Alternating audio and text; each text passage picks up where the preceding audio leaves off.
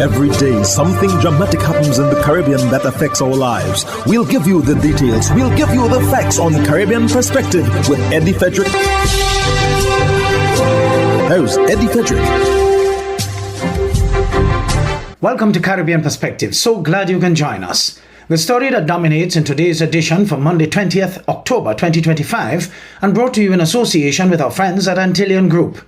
U.S. President, in admitting Venezuela offered the U.S. everything, became graphic with his reasoning.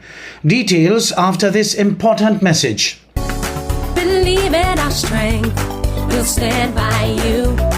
Protection from all, perils big and small. Reassurance we give, it's so glad to see. Peace of mind, that's our service guarantee. We look after all our family, yes we do at every opportunity. Antillean Group, underwriters of all classes of insurance solutions for your protection and investment. Live well financially. The hurricane season is now upon us, so we as Caribbean people need to remember to think safety and be prepared. Avoid venturing outside during a storm or hurricane, especially if there are strong winds. Rooftops and other debris are often blown about and can cause great damage.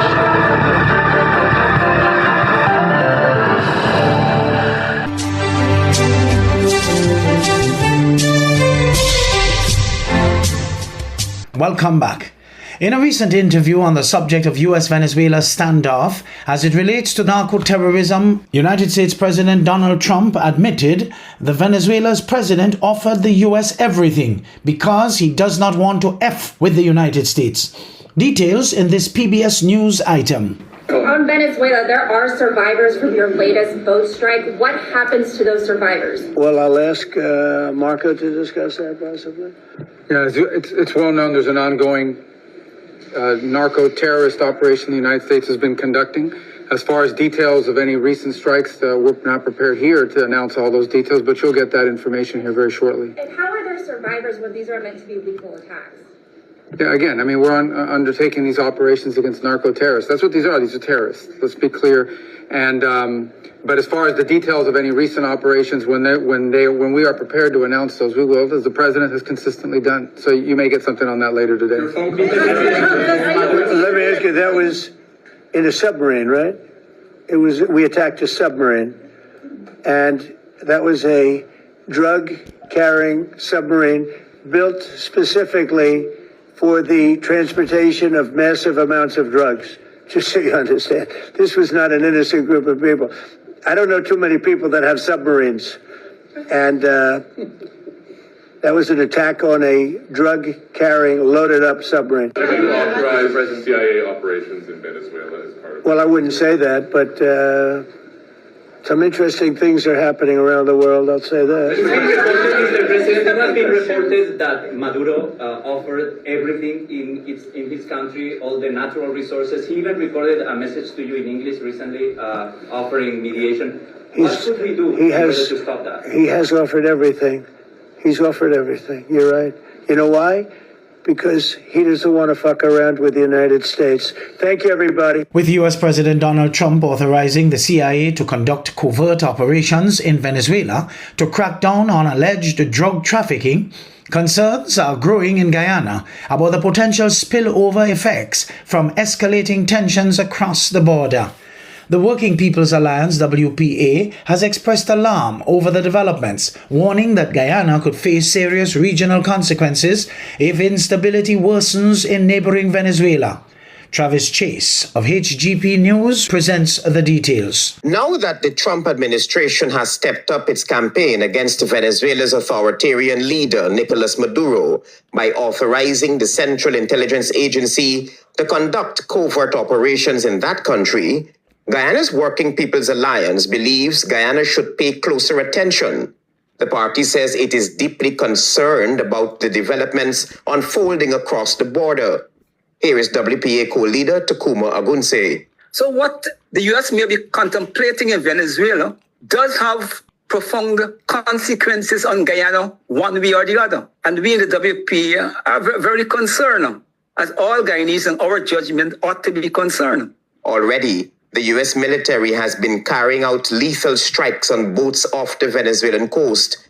The United States has claimed those vessels were transporting drugs. More than 20 persons have been killed so far. Consequences for Venezuela could lead to a massive human rights disaster in the region. And Guyana, as a bordering country, would feel the squeeze of that. Ogunsei reasoned that if the Guyana-Venezuela border controversy did not exist, Guyana would have already fallen victim to Venezuela's harsh economic conditions. So even without any military action by the U.S. in Venezuela, Guyana already became a victim of what is happening in Venezuela economically, that is impacting our ability to hold onto our territory. Because once the territory began to be occupied by those large numbers, people are saying there are more Venezuelans in Essequibo area that is being claimed by Venezuela than Guyanese. The Trump administration has repeatedly claimed that it is targeting drug traffickers in Venezuela, while Nicolas Maduro insists the U.S. is attempting to topple his government. A U.S. $50 million bounty currently rests on Maduro's head. Any major developments in Venezuela, Ogunsei says, should be cause for concern in Guyana. Because we have bordering problems with Venezuela, and we have already seen that even without the pending possible U.S. military action, that the economic conditions in Venezuela has led to a lot of economic migrants into Guyana. And some estimates put it as much as over 250,000 people. Guyana's President Irfan Ali has stated that Guyana's efforts to combat transnational crime are unwavering, resolute, and steady. President Ali said that acting against such crime strengthens the zone of peace, since security, stability, and the rule of law are essential conditions for a truly peaceful region. Travis Chase, HGP Nightly News. You're listening to Caribbean Perspective with Eddie Frederick, in association with our friends at Antillean Group, underwriters of all classes of insurance solutions for your protection and investment. Live well financially. And more news out of Guyana. Vice President Barrett Jagdeo has dismissed claims that President Irfan Ali is deliberately delaying the reconvening of Parliament to prevent We Invest in Nationhood win leader Azharuddin Mohammed from being sworn in as a member of Parliament. Mr. Jagdeo was at the time addressing his usual Thursday afternoon press conference. It has nothing to do with that. We will convene Parliament within the constitutionally mandated time, and whether he's elected as opposition leader in Parliament or not. The recent U.S. indictment has accused Azharuddin and his father Nazar Mohammed of money laundering, gold smuggling, and other corruption charges. Mr. Jagdeo, however, has his own views on Mohammed's imminent entry into Parliament. He believes that that will give him immunity from prosecution here locally and globally for the criminal activities that he's been engaged in for a long period. In fact, that is his fervent hope and that of his family. According to Mr. Jagdeo, if the United States could issue a wanted bulletin for Venezuela's President Nicolas Maduro, Azharuddin Mohammed would be of no exception for the United States. The fact of the matter is the United States of America has just put out a reward for a sitting head of state in the neighboring country, Venezuela, $50 million United States dollars. And he's the head of state for his arrest or capture. $50 million US dollars reward for that. So our parliament, unlike other parliaments, doesn't give you immunity. President Irfan Ali is already on record as saying that Parliament will be reconvened within the constitutional time limits. Because I saw them mislead people by posting his opposition leader elect There is no such post in the Constitution. Parliament was dissolved on July 3, 2025, to pave the way for the holding of general and regional elections on September 1, 2025. The newly formed Reinvested Nationhood political party secured the second highest number of parliamentary seats, 16 of 65, following Guyana's elections. Travis Chase, HGP Nightly News. In other news, Trinidad and Tobago's opposition leader and Member of Parliament for Arima, Penelope Beckles-Robinson, has been referred to the Privileges Committee of that country's parliament. Sigoni Mohammed of TTT News has more. Penelope Beckles-Robinson has been referred to the Privileges Committee stemming from a walkout staged by opposition MPs last Friday and a subsequent public statement accusing the Speaker of the House, Jagdev Singh, of bias. This was announced by Deputy Speaker of the House, Dr. Aina Ali, on Friday, right after opposition leader Penelope Beckles-Robinson completed her response to the Finance Minister's budget presentation. The complaint received from the Couva South MP, Barry Padarat, alleged that the opposition leader's statement brought the Speaker's impartiality into question and tarnished the integrity of the House. The Member of Parliament for Couva South has raised the matter of privilege based on the submission that the member for Arima attempted to bring into disrepute the independent democratic work of the House of Representatives in the eyes of the public for political gain by questioning the independence of the presiding officer.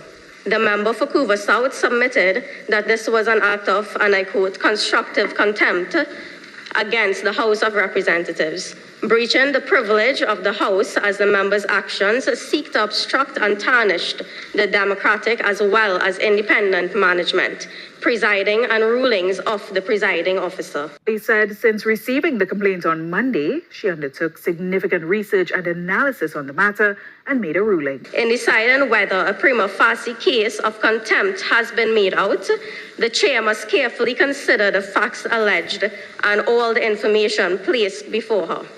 I have done just that and find that a prima facie case of contempt has indeed been made out.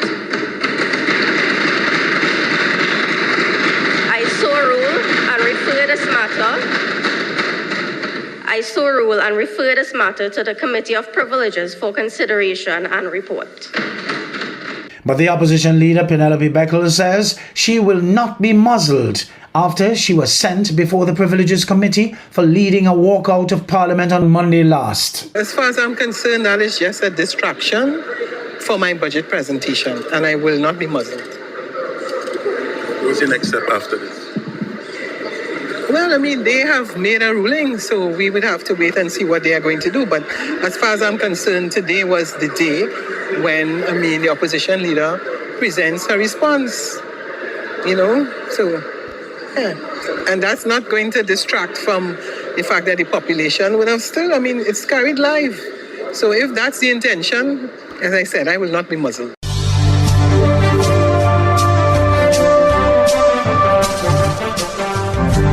I am Eddie Frederick. This has been Caribbean Perspective, a whole new approach to highlighting developments in the Caribbean. In the meantime, please follow us on Facebook and subscribe to our YouTube channel for daily regional news and more, in association with our friends at Antillian Group. Believe in our strength, we'll stand by you. Protection from all perils, big and small. Reassurance we give, it's so clear to see. Peace of mind, that's our service guarantee. We look after all our family. Yes, we do at every opportunity. Antillian Group, underwriters of all classes of insurance solutions for your protection and investment. Live well financially.